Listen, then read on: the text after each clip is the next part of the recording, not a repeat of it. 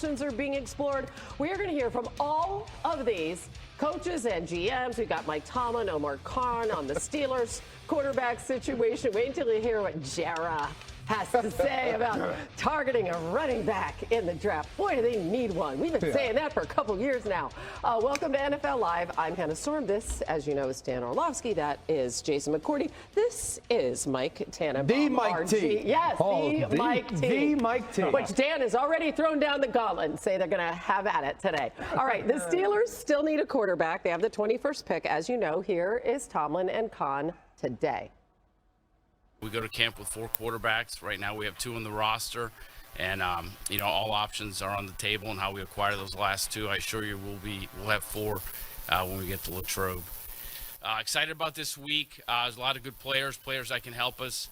We have 6 picks. I don't know how realistic it is that we move up, but you never know. I think staying put or moving back is probably a bigger option for us. I've obviously known his father for a long time. My first time meeting him, I think the things that stood out were evident in his video. There's a toughness there that doesn't get talked about enough. There's a competitive spirit there that doesn't get talked about enough. I know he's very talented and has made a lot of plays for his university and his team, but the intangible qualities displayed on tape were impressive to me. Tomlin talking about, of course, Shedeur Sanders. So the Steelers, one of just 2 teams in the NFL that has had a different Week 1 starting quarterback in each of the last 4 seasons, along with the Commanders. But, of course, much different situation. Obviously, they have Jayden Daniels now. So no matter who has started for Pittsburgh, they've actually come away with a winning record. Thank you, Mike Tomlin. But they can't seem to get over that hump and actually win in the playoffs. So there's going to be another different starter this year, and only 2 guys in the quarterback room right now. So that is Mason Rudolph and Skylar Thompson. That is what we are looking at, fellas. Aaron Rodgers telling the Pat McAfee show last week, I'm open to anything. I'm attached to nothing. Retirement could still be a possibility. How do you think they should handle that QB room?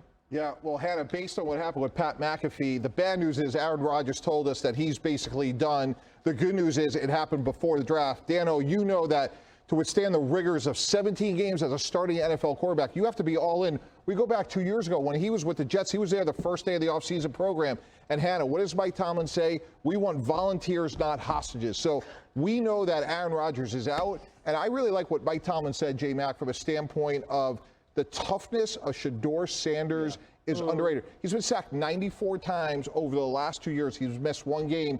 And in 2023, there were 66 quarterbacks that started the game. This past season is 59. You can get a tough, smart, durable quarterback. I've been in that situation, go back to 2009, guys, where we had to go get one. We got one in Mark Sanchez. If I'm the Steelers, guys, I am not negotiating. I am paying the bill. I'm going to go get Shedeur Sanders, and I'm going to wish Aaron Rodgers all the best. Okay, but do they even have enough to get up there? I don't know. No-brainer quarterback in round 1?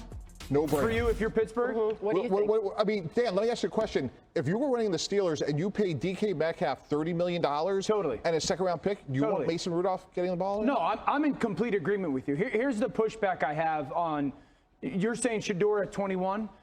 If all the quarterbacks that we think are first-round potential quarterbacks or top 40 picks, you're talking Cam Ward, Jaxson Dart, Shedeur Sanders, Jalen Milroe, Tyler Shuck, if they all peak, if they all reach their highest, who's going to be the best?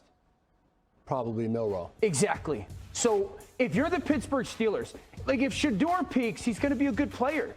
But if you are the Steelers and Jalen Milroe's there, and maybe they have to trade back to 26, 27, 28, and that's the guy for your future, because the list of the things that Milroe doesn't do well is a lot shorter than the list of the things that he does do well. And I don't want to represent that he's this finished product, unbelievably accurate player, all that.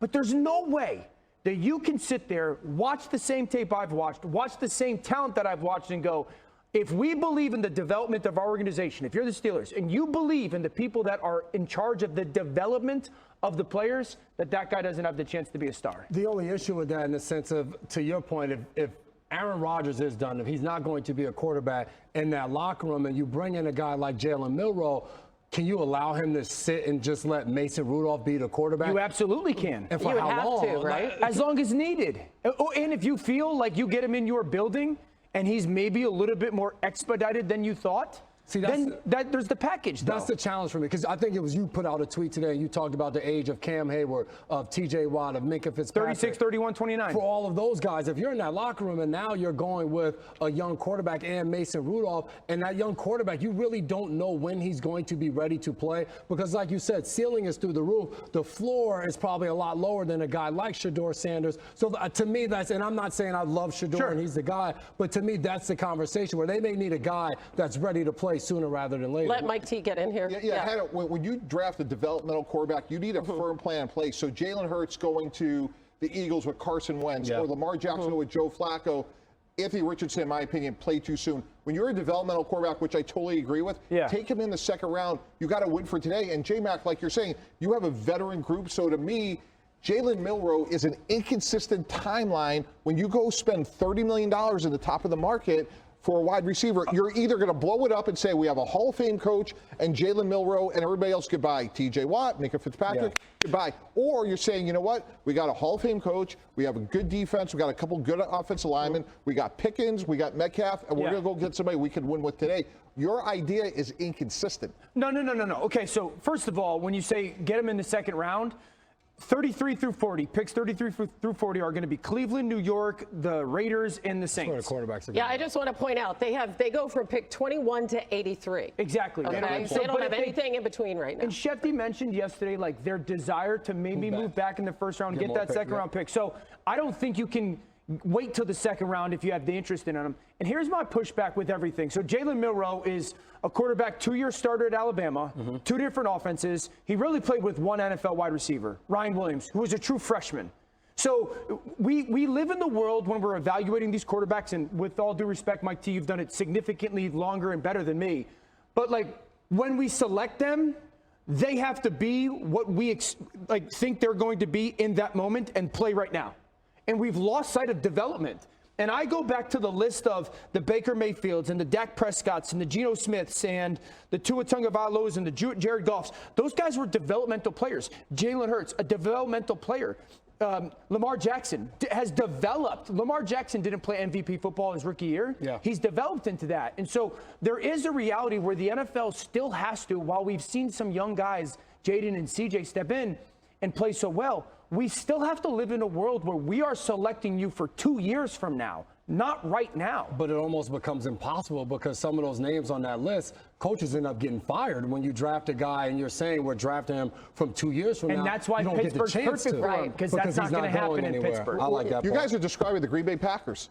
That's what they did. They had Aaron Rodgers. They drafted Jordan Love. He developed, and now they're in the best situation possible. They got a great young quarterback who's in the prime of his career. That just seems to be the exception in the league. The Green Bay Packers are drafting Mahomes with Alex Smith there and waiting. That kind of stability at quarterback, like teams don't get an opportunity to do that, or they just don't choose not to. I mean, and you look at the Steelers, they drafted 3 first-round quarterbacks over a span of 51 years. Now it looks like they might be drafting 2 in a 4-year span. Dan Graziano jumping in to join us now. Dan, the man, what are you hearing about the Steelers' plans?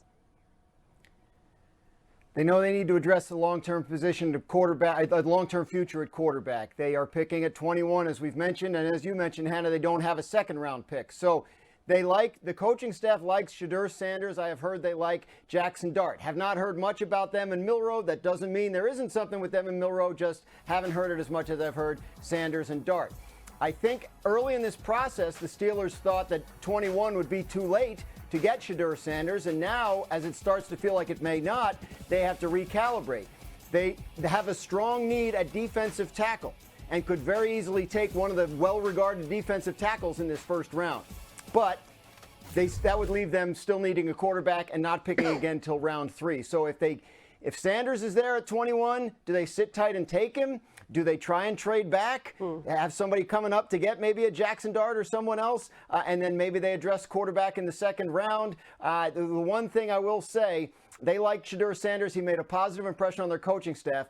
Adam Schefter wrote about this yesterday, how some teams might be leery because of all that comes with Shedeur Sanders, of like the specter of Deion Sanders hanging in wait to replace a coach on the hot seat. not a problem, as Orlovsky mentioned, if you're Mike Tomlin and the Pittsburgh Steelers. Yeah, well said. And again, they traded that second-round pick for DK Metcalf. We'll see how all of that gets adjudicated as time goes on.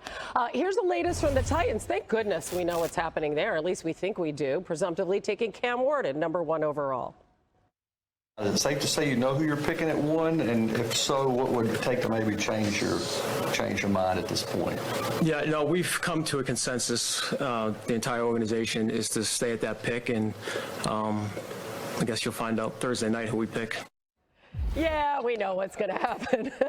Don't you just love GMs this time of year? Oh, okay, Graz. Peter Schrager reported that it could get interesting at 2 and 3. The Browns and the Giants are fielding calls, which seems totally logical. What more can you tell us?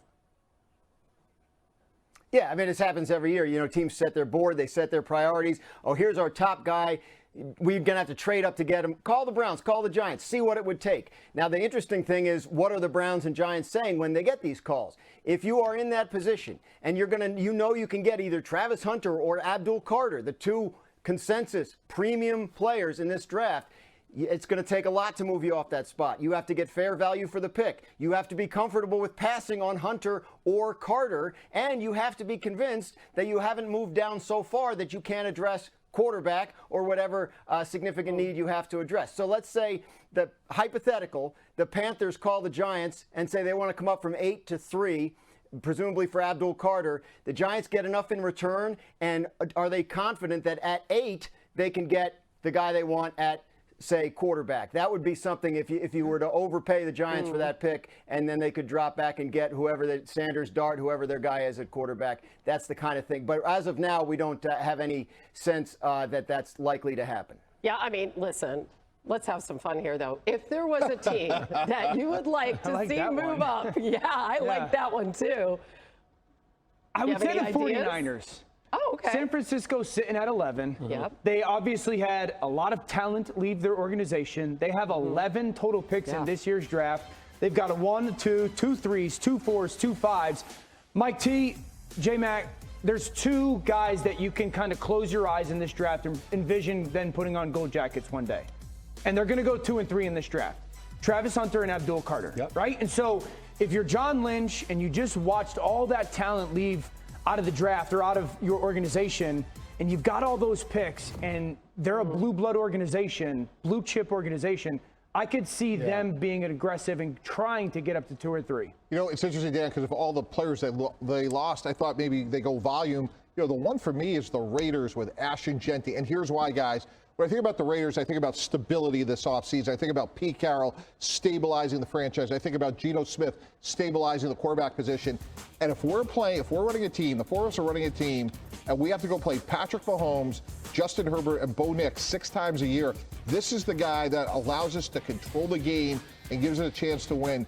I think for him and Pete Carroll, that combination of him being this version of Marshawn Lynch makes all the sense in the world. I think that makes sense to pick him, but they have the 6th pick in the draft, so you really could see Jeanty going in the top 5. I think that's a realistic possibility. You know, Hannah, if you had to give up, let's say, a second-round pick to flip, let's say, 3 and 6 to make sure that he doesn't go to Jacksonville, it's a fair point because it's a steep price to pay. But when it's an ideal fit in a year 1, and this could be a real difference maker, I think it's something you got to consider. The Pats and the Jaguars sitting there at 4 and 5. The Patriots, that somebody else could jump up in front of them. I wanted to make this whole argument about the Jets and them moving up, but at the same time, I'm listening to you guys, and you just said 2 guys with gold jackets. If I'm the Giants or if I'm the Cleveland Browns, why the heck am I entertaining any type of trade up? These 2 guys are sitting there in a draft that we continue to say at the quarterback position is a little bit weaker. There's not a lot of blue chip players. I'm taking one of these guys. I don't care if I still have a ton of needs to fill. I'm taking one of these 2 guys that I know will fill a need because they're erasers.